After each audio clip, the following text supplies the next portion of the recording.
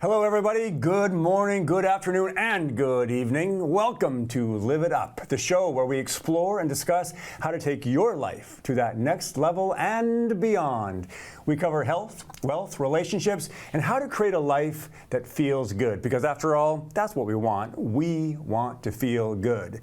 Hey, I'm your host and coach, Fletcher Ellingson, and today on the show, we'll be visiting with Jessica Drake, who is a reporter for the Wenatchee World, covering arts and entertainment. And Jessica has a long history of being involved in and covering arts and entertainment, all the way from when she lived down in Portland and now up here in the greater Wenatchee area. I also have a history in the arts, and so I thought it'd be fun to have her on the show and get to know her a bit. I've seen some of her articles, followed her a bit, but this will actually be the first time we're meeting in real life. But before we get to that, I want to remind you that if you have questions you would like me to answer on or off of the air, email those directly to me at fletcher@fletcherellingson.com. And if we use your question on the show, I'll send you a copy of my Amazon best-selling book, The Practice of Feeling Good. Now, if you've been following this show and you want to learn more about personal development and how to take on your life more powerfully, then grab a copy of my book. You can also visit me at my website, fletcherellingson.com. Before we get to the interview, I do want to say one more thing. I know there's been a lot of uncertainty in our world these past months. There's wars, there's protests, there's accusations and trials and inflation and all sorts of division. A lot of uncertainty. And that level of uncertainty can set people on edge. It can bring out behaviors that typically don't serve those around us very well. So I want to take a moment and simply encourage all of us to be kind. And the way I define kindness is friendliness, generosity, consideration, and the willingness to render assistance without the need for praise or acknowledgement. I love kindness. Kindness highlights people's strengths instead of reminding them of their weaknesses. It creates unity instead of separation. And that's something that we need in our world right now. It heals and it fosters well-being as opposed to injuring. And it feels good to receive it, to give it, and to be around it. Kindness is powerful. So I encourage you to put that intention into your day and see where we can all ratchet up our level of kindness. Hey, we're going to take a quick commercial break, but we're going to be right back to visit with Jessica Drake.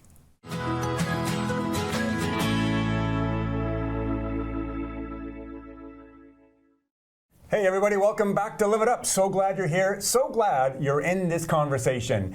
Today on the show, we've got Jessica Drake from the Wenatchee World. Good morning and welcome. Good morning, Fletcher Ellingson. So good to be here with you. Absolutely. I was just telling the folks in the interview, the top of the show, we've never met in person. This is the first time, so it's a pleasure. No, but you sent a copy of your book, and I have happily read a few chapters. I love your positivity and willingness to share with other people. Oh, so thank you. It's really nice to know you. Yeah, you as well. Well, hey, we're going to dive into it, and we always start with wins because we're looking, it's the practice of feeling good. It's the practice of noticing what's working well in our life. So start us off. What are a couple things that are going well for you?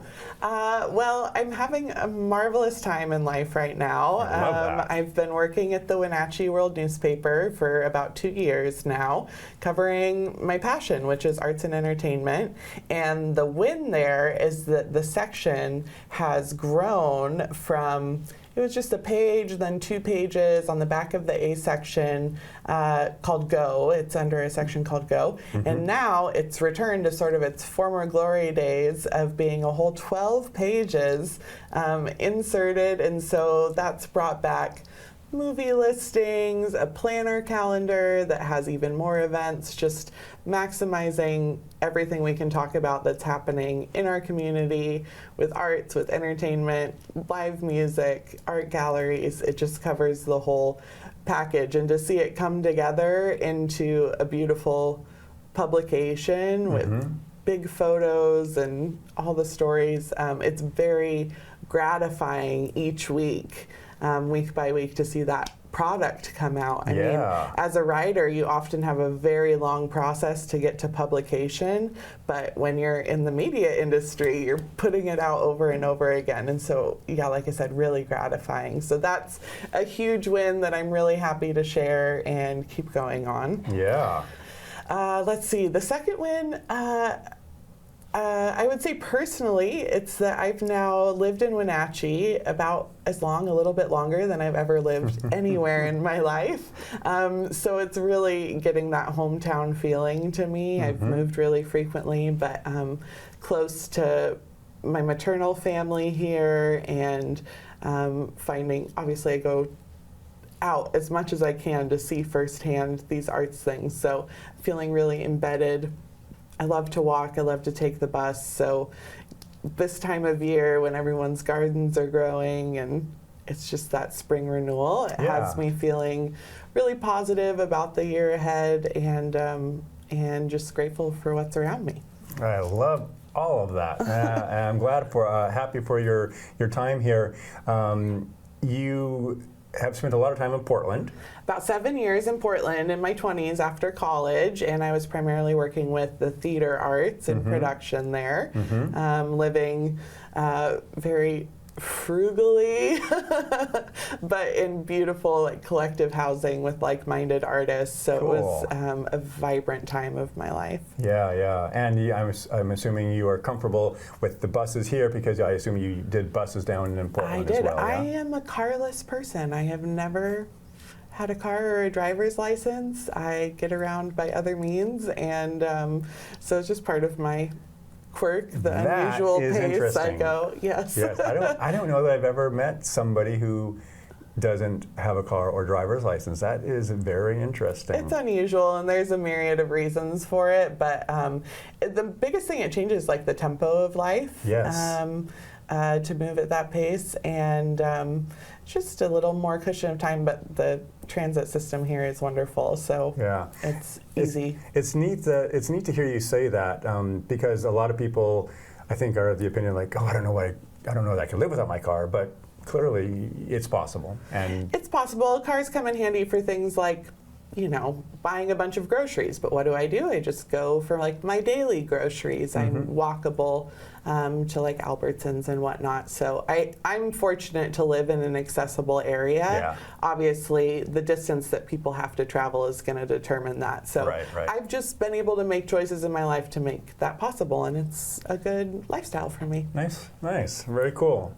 Well, I got some questions here for you, and it's clear that you've got a serious interest and care deeply about the arts. But what I want to know is, why are the arts so important to you?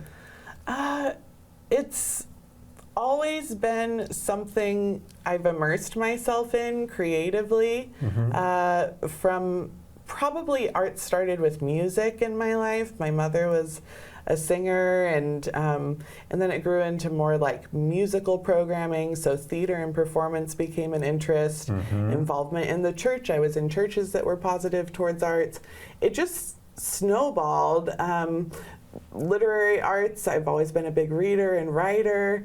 It's just what would I do with my time if I didn't have the arts? I don't know. Yeah. I don't know. And when I've let those practices slide, even in my own life, or almost more importantly, engaging with going out to theater, seeing a gallery, my well-being just declines really rapidly. So my personal passion from it comes from seeing the positive impact, not only in my own life, but in the collectives of people who I've worked with to make art. And I just find there's no better pursuit. You mentioned the world, what can we do to face all the uncertainties and seeming conflict? Well, we can make something with our hands, with our voice, with our imagination. And that's how, that's the lens that we're able to absorb everything to. Even my understanding of history and whatnot, it's come through art history. So the sense of how artists are reacting to the world, it's just where I've placed myself. Yeah, art is always central to our lives, whether we're aware of it or not. That's my opinion.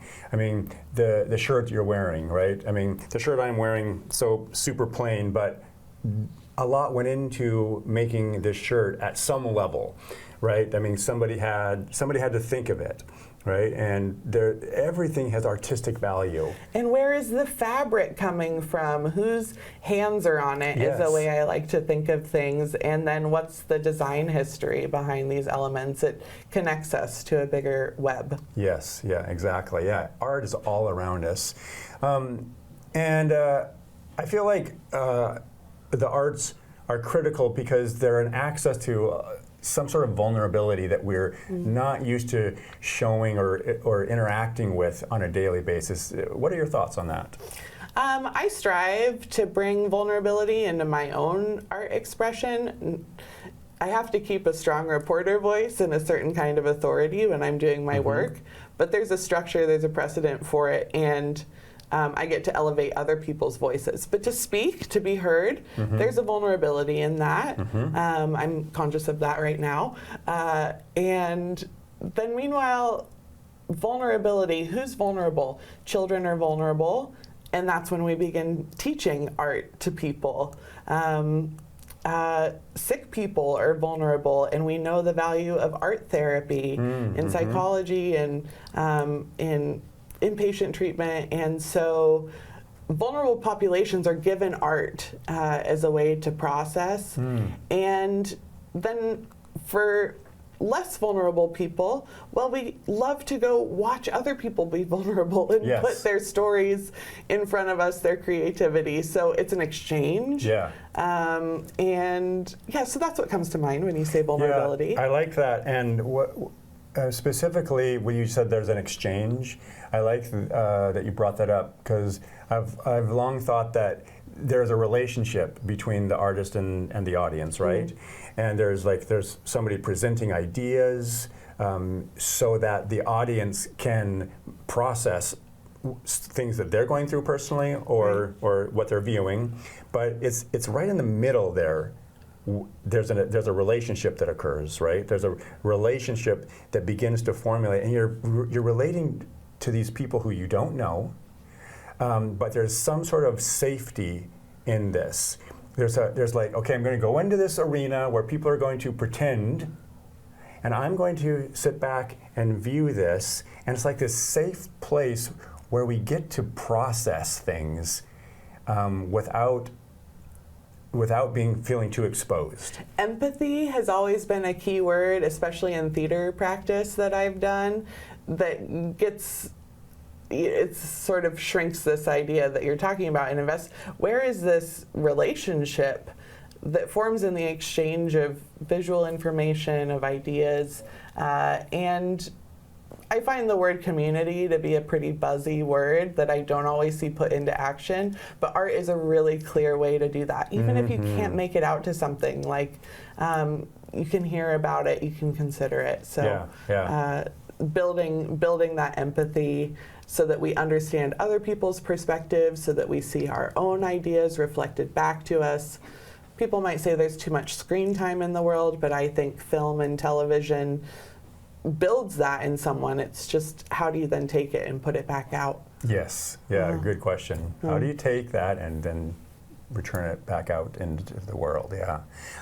Hey, good conversation. It's time to take a break. Stay with us. We're going to have more good conversation in just a few minutes.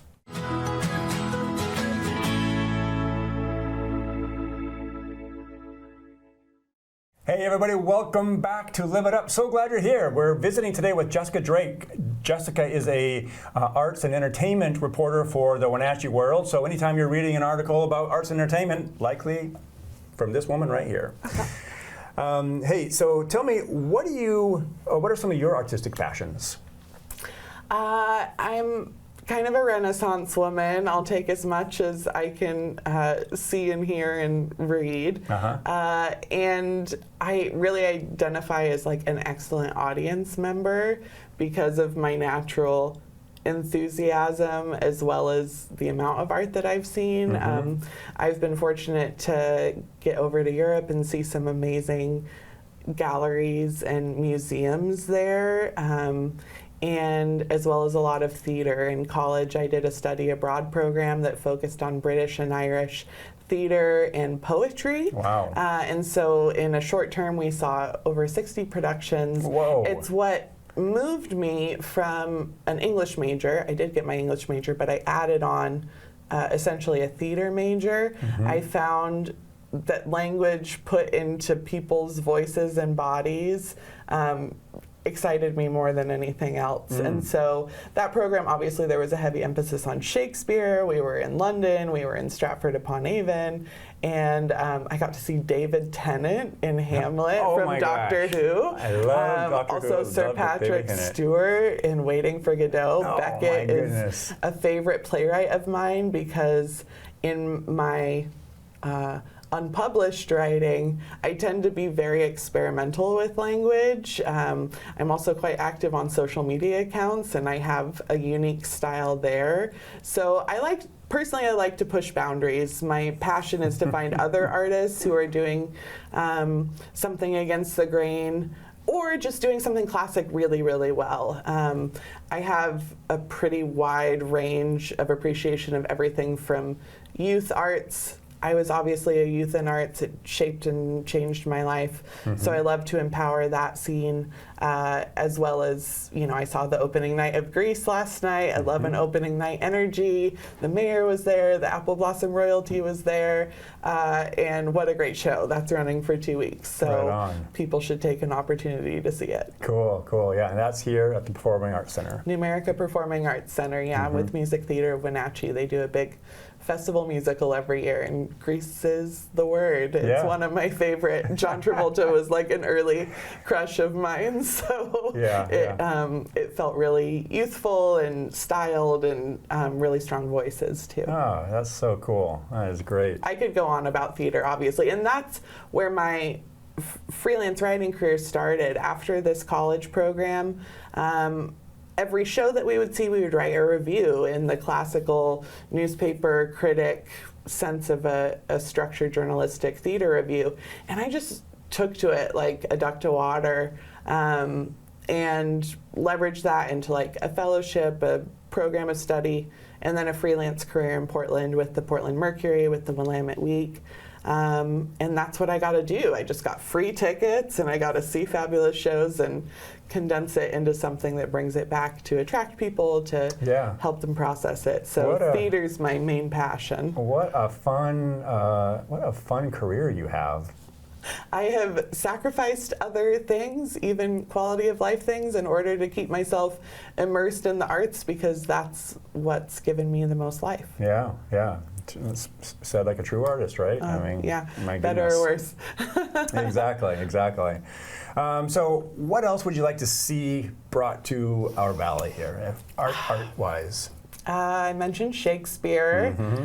Coming from Oregon, that was a huge part of the productions there. Sure. And I just think it transcends time. We get to see the youth Shakespeare, and they're almost an ideal performance to take that on in a strange way.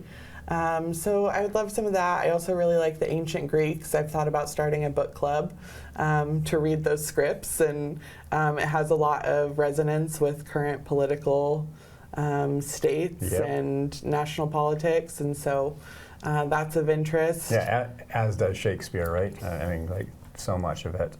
But go on, yeah. More dance companies, either contemporary dance or ballet, like a touring ballet would be delightful. But mostly I find new things happening every week. Every week is a discovery. I love to talk directly to artists, capture their essence, and then just everything I get to write really excites me. I'm very lucky. Very lucky, very fortunate. And how can people, if they have an art project that they're working on, or working on a production or an idea of something, or want to bring more art to, how can they reach out and collaborate with you? Absolutely. The best way is through the Wenatchee World website. My email there, my last name Drake @wenatcheeworld.com. I get emails. The phone number is posted there, my direct line. So that would be for like tips of like, we have this show coming up. definitely needing some advance notice because of deadlines for those things. I'm also very open to engagement on my social media, Facebook, Instagram. Direct message me, like, or comment on my posts. I do a lot of them. I'll do like 10 posts in a burst in an hour and then leave it for a few days. So I hope people are attracted to that as well. Cool, cool. And do you have any ambition of performing? I have been asked that, and over time, rehearsals take a lot of patience. The repetition is a challenge, and it takes a certain kind of mind. I seem to have lost my mind to the extent that I don't know if I have that in me anymore. I can, but I love a rehearsal room. I love to visit those. Yeah. So I doubt that I'll be, the only thing that catches my mind is stand-up comedy. Oh. I've been really into Maria Bamford lately, and I'm thinking, when I get to writing my book, whatever that is, I want a strong comedy element, and I love an open mic. So Oh my gosh, I maybe love I'll give it open a mics spin. too. I have such respect for stand-up comics. I mean, to me, that is just like so brave. You talk about vulnerability. Exactly. Oh my gosh. Just the idea of having to get up and do what they do makes me like nervous inside.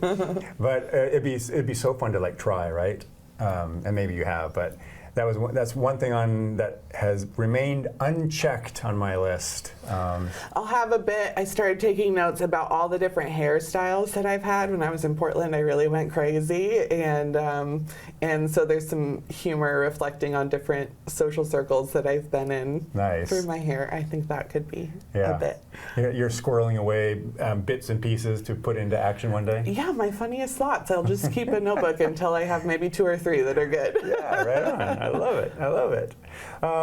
So, one more question here is, what is upcoming for you, creatively speaking, professionally, personally? And by that I mean like you've really created some great traction with the Wenatchee World. Is that something you like? Do you have other plans or anything coming up? Well, one piece of creative life here in Wenatchee that I haven't mentioned is initially what brought me to the Valley. My mother, Nancy Barrett, owns the Class with a Glass art studio. And so I worked there part-time for like a good number of years. I just attended a beautiful class. We had watercolor painting of hands. Started with like life coaching by Jill Gentry. There was a hand massage therapist. There was a sound healer who used these tuning forks and then painting your hand with watercolor. So Cool. a beautiful event. I try to get there. I've been painting with watercolors myself, and even though I'm not the best at visual arts, I have like a slight talent. I just need the dedication. Right on. I love it. You're experimenting. That's Yes, great. That's always. great. Well, hey, we got to wrap things up. Jessica, thank you so much for being on the show. It's been a pleasure to meet you and get to know you. And thank you for the contribution to our local community here. Oh, thank you for saying so. Yes, that's part of my mission. Right on. I right like on. the big audience too. I love it. I love it. Well, hey, it's time for you now to get out there, be a source of kindness, be a source of contribution. You do have something to offer this world, and I believe in you.